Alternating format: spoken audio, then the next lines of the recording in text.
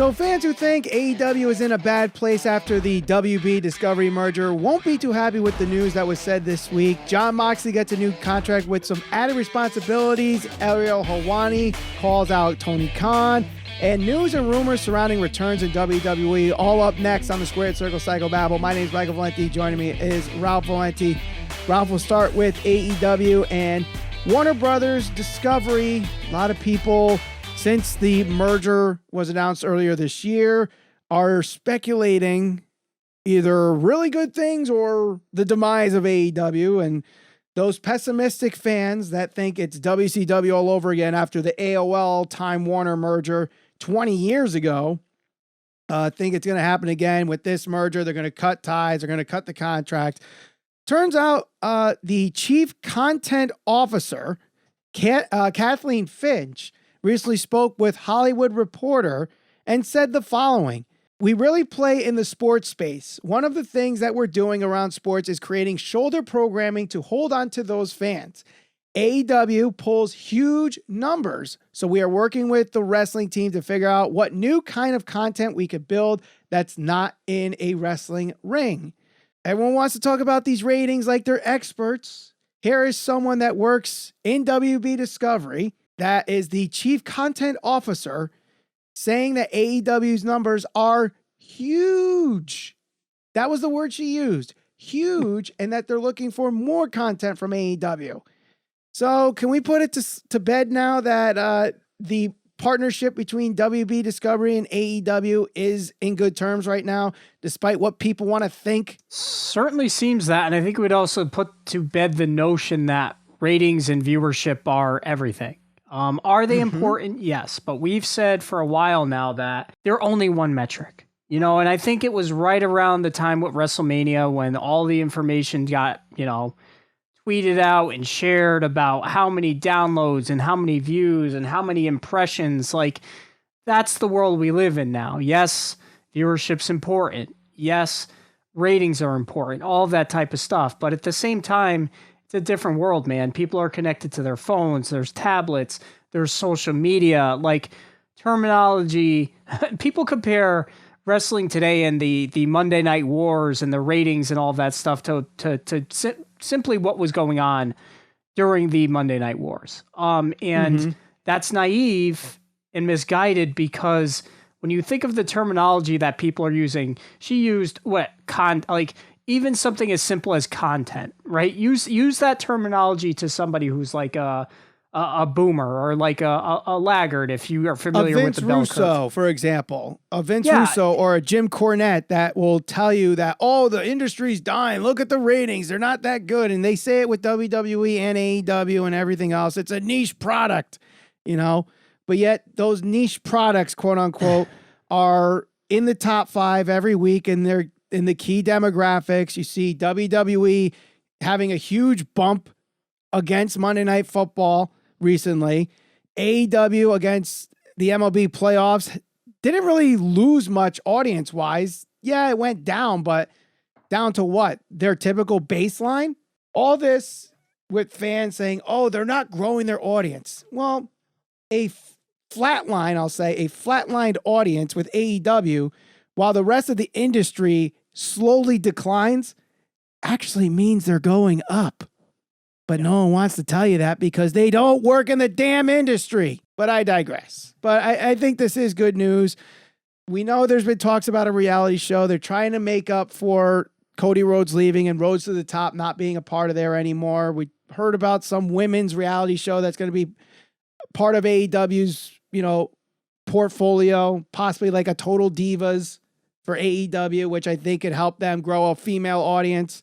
But the fact that we see a high-level executive in WB Discovery say, look, they're pulling huge numbers for us, and we want more content from them outside of the ring, just goes to show you those that say AEW's dying, or they're not growing, or they're not doing well, or they're, WB's going to drop them, probably never worked a day of their life in television, and it's showing up right now. Like I was saying, the industry is different.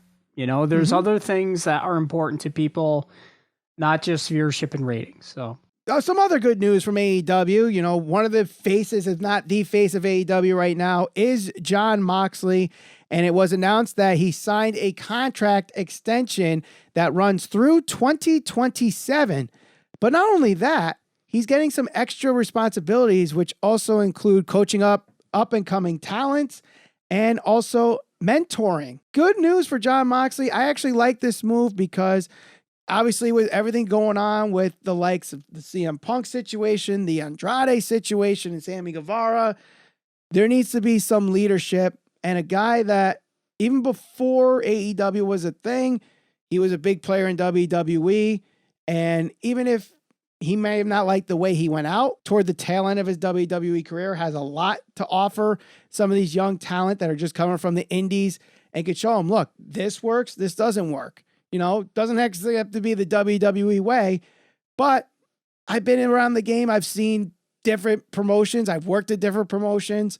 This is what's going to work for a big audience, that their experience so far is just smaller arenas right now. And, you know, a 4,000 seat arena for AEW to them is like an 80,000 seat arena anywhere else kind of thing. Yeah. And I think at the end of the day, they signed their franchise player, so to speak. I mean, whatever ends up happening with CM Punk, Punk was going to be, or supposed to be, and hope to be their cash cow. Unfortunate what's happening with him is he's still going to be a member of AEW a month, 2 months from now. I don't know, even if his injury heals. So that's really kind of an unfortunate two-headed monster there with Punk. He's either hurt or he's got some backstage drama going on. So with Moxley, they've signed the guy that's been there from the beginning, probably their most important and reliant champion that they've had. So good for Tony Khan to actually sign him for 5 more years.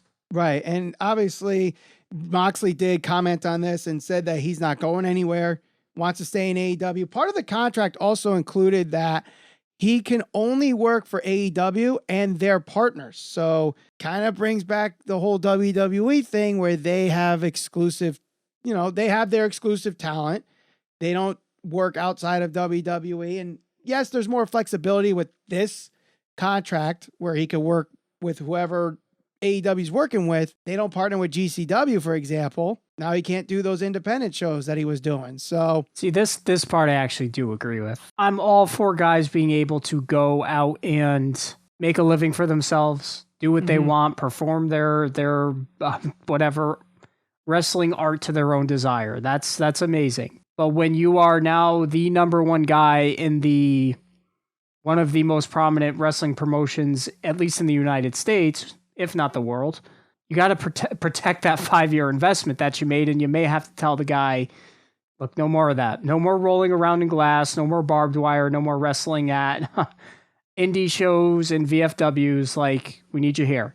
Can't risk you getting hurt there and then being the champion. And then the match with Hangman Page we're building up because, you know, maybe not on a small level, but it happened on a larger scale when he was hurt and could not work the match against Omega when he got hurt in New Japan. So no, I totally agree. Although he would be allowed to work with New Japan, I believe, because if the partnership's still there, despite this possible partnership with WWE, I don't know. That's just rumor and speculation at this point. But unfortunately, not everybody is liking Tony Khan right now.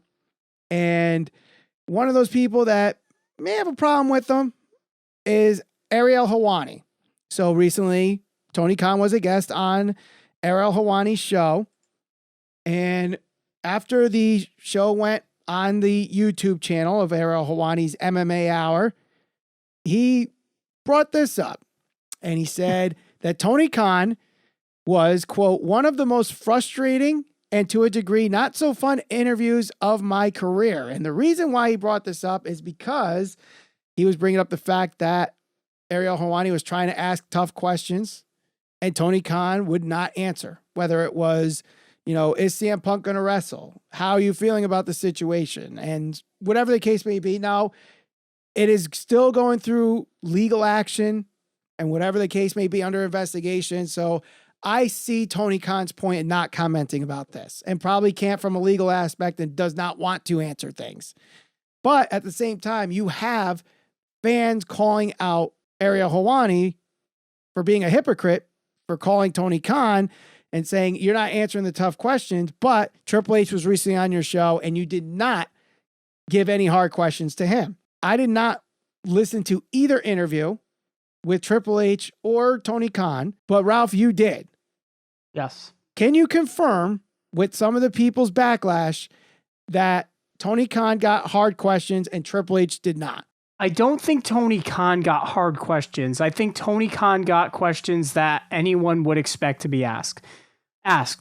He chose not to answer some of those, which legally maybe he couldn't. And that's fine.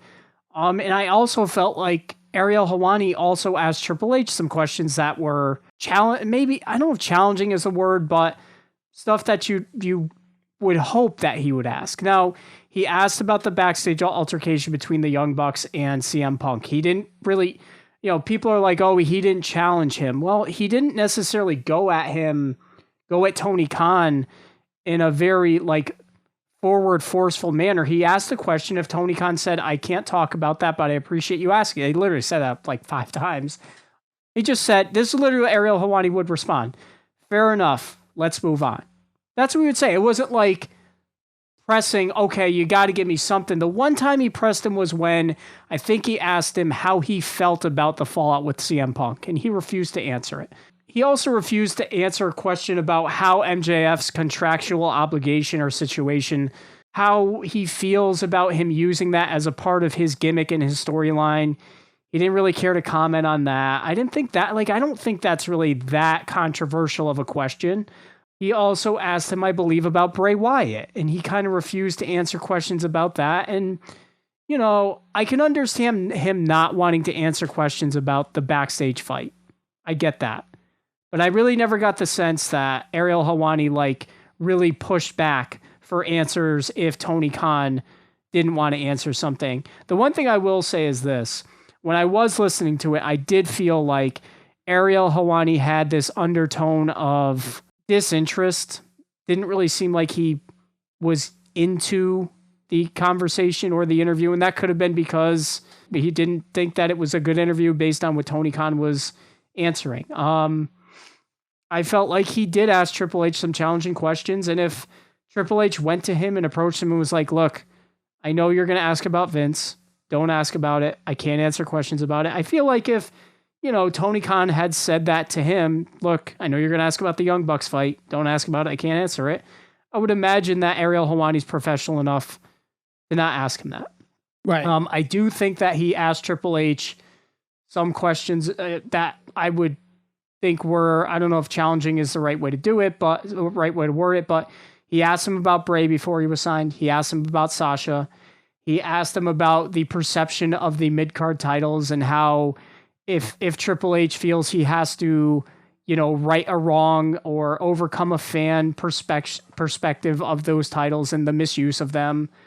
He asked about Brock Lesnar walking out. So, I can't say I necessarily agree with, he gave Triple H softball questions. I feel like, look, if you're a WWE fan, you're going to say that, Tony Khan, blah, blah, blah, did refuse to answer questions. And if you're an AEW fan, you're going to say, he didn't challenge Triple H.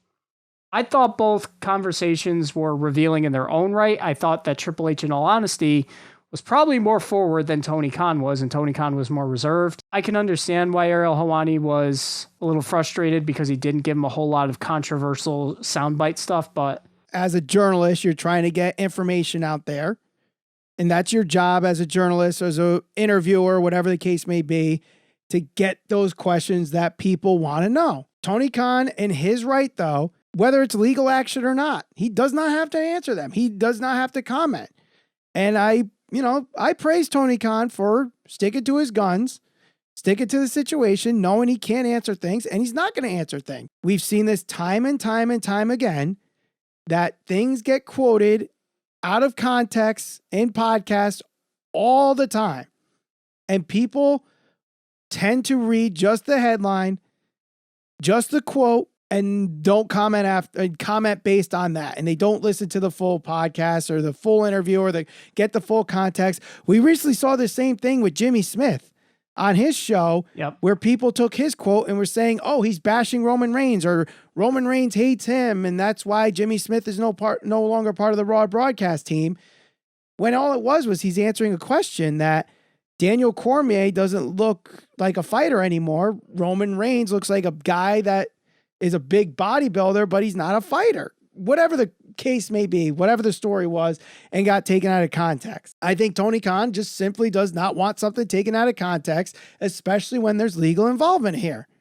There's nothing wrong with that. Helwani saying the frustration, that's fine. But then going after AEW fans and saying, oh, you're going to get pissed off at me, and then going on Twitter and basically trying to create this AEW fans hate me narrative, which, trust me, I try to avoid Twitter as much as I can, but when I get on there, I see it on both ends. The WWE can do no wrong. The AEW can do no wrong. Even in our babble section, our comment section, you got people that will just defend everything one of the other promotions will do. And it's freaking annoying sometimes.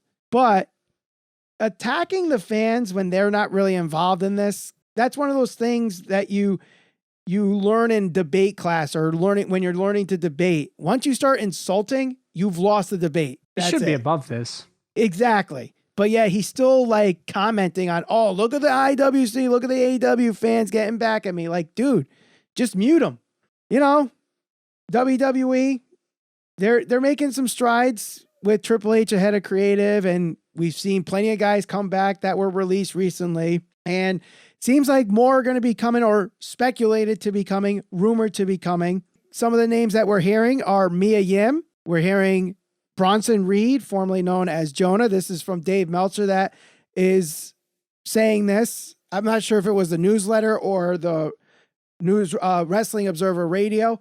Also, WrestleVotes backs this up too, and saying that not only them, but Chelsea Green is another target that Triple H and WWE are trying to bring back. Question is, Ralph, what do you think of these possible returns? Would you like to see Mia Yim back? Do you see Mia Yim coming back? What about Bronson Reed, and what about Chelsea Green? I don't know if they need them. I mean, other than Bronson Reed, I don't know what they'd really do with Mia Yim. I don't know what they do with Chelsea Green. I just feel like they already have enough players there. You know, I don't think they need them. Do you think, though, the women's division needs a little bit more depth? You know, because it seems like we're seeing the same over and over again, and there's really only like one main, like on Raw, it's Bianca, Alexa, Asuka, and Damage Control, right? What else is going on in the women's division besides that? Rhea's involved with Judgment Day. Nikki ASH disappeared after she lost to Candice LeRae. Yeah. Doudrop hasn't been on TV. We've seen plenty of people putting up on Twitter or social media how, although Triple H is this pioneer of women's wrestling and trying to make that a focal point in WWE, the ring bell-to-bell matches are still pretty short on SmackDown. And when you consider, who do they have? Shotzi, Ronda, Raquel Rodriguez, and that's it. Now, granted, Charlotte should be coming back fairly soon. Maybe Sasha and Naomi come back. You still have plenty of women from NXT that can get called up, whether it's Toxic Attraction, Cora Jade, Roxanne Perez, you know. Do they need Mia Yim and Chelsea Green? You could debate it. I think it would help. But I could also see where you're saying, and Bronson Reed, I think, actually is probably the one they don't need the most. Because what are you going to do with Bronson Reed? I mean, it's great that these, you know, Triple H is trying to right all these wrongs and these guys that got released coming back, but you don't want Triple H to pull a Tony Khan and then people are saying, oh, the roster's too bloated. There was a reason for those cuts. They had to be made. As much as people hated that to happen, those cuts had to be made because the roster was bloated. Now, they might have overkilled it, but I think Triple H brought enough guys back where I don't think you really need to add too many more pieces. Who knows? But one guy that maybe not really talked about as returning to WWE anytime soon, but has made quite the name for himself in the independent scene in NWA and Impact is Matt Cardona, formerly Zack Ryder. Now, he was recently in an interview with Metro where they talked about if he would ever entertain the opportunity to come back to WWE. And he said, while not really looking to go back to WWE, if Triple H called him, he would obviously take the call. No one would reject the opportunity to be at WrestleMania. No one would reject the opportunity to work MSG. I agree with Matt Cardona here, Zack Ryder, whatever you want to call him. But do you think Matt Cardona could return to WWE at some point? And do you think his stock has risen enough outside of WWE where Triple H might actually do something with him that Vince McMahon didn't? Well, he was certainly very over in WWE. The problem is that was a long, long time ago when he actually was, and his popularity peaked in WWE. He's gotten buzz, good for him, because this is really the second time he's done it. He got himself over in WWE. He got himself over with an entirely different type of gimmick and approach outside of WWE. And sometimes that serves somebody well. You know, I mean, if you look at Cody, is probably the best example, at least in recent history, of a guy who left. The Cody that's there now is different than the Cody that was there before. Mm-hmm. If Matt Cardona came back as the Matt Cardona that he is portraying now, if you say it's himself, then that's great. I don't know. I think it could work. I think it'd be better than coming back as Zack Ryder. Yeah, I mean, he said it too. He doesn't want to be that. So right now, if Chelsea Green comes back to WWE, obviously, I would think that helps lure Matt Cardona too, if they want to entertain that possibility of bringing him back. And you have all these couples in WWE. You have Seth and Becky. You have Cody and Brandy if they sign Brandy to a wrestling contract. Matt Cardona and Chelsea would be another one added there. I believe Braun Strowman and Raquel Rodriguez are dating. So there's another one. They were. I don't know if they still are. And Johnny Gargano and Candice LeRae, too. Let's not forget them. Dexter Lumis and Indy Hartwell. Granted, that's a kayfabe marriage, but still, you get my point. Miz and Maurice. You got a lot of these couples where you could do like an intergender division or a married couples division of some sort. I don't know if they'll actually do something like that, but I mean, they have enough people where they would be able to do it. Bring back the mixed match challenge. Only married couples. Forgot all about that. Sounds like a new reality TV show. It does, but be interesting to see how that goes. But, you know, if you like this episode, give us the 1, 2, 3. 1, like this video. 2, be a part of the Babble section by subscribing. And 3, ring that bell to be notified so you don't miss the next episode. And we'll see you on the next episode of the Squared Circle Psycho Babble.